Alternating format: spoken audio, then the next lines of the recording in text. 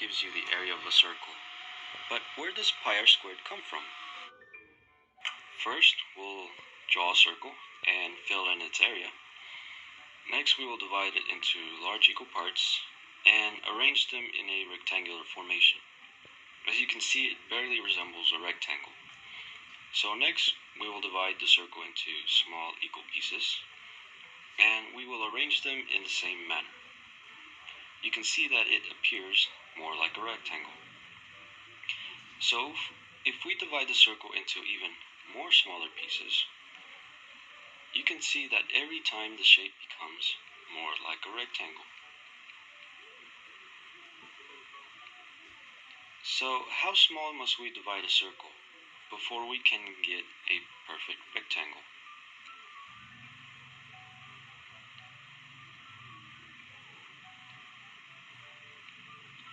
Well, we can keep on dividing the circle into small, smaller, or the smallest pieces you can make.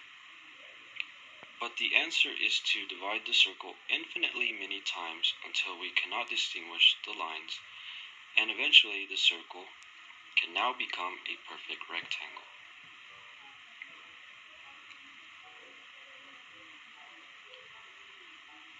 So, the area of the circle is equal to the area of the rectangle, which is equal to base times height. The height of the rectangle, as you can see, is the same as the radius, so height is equal to radius.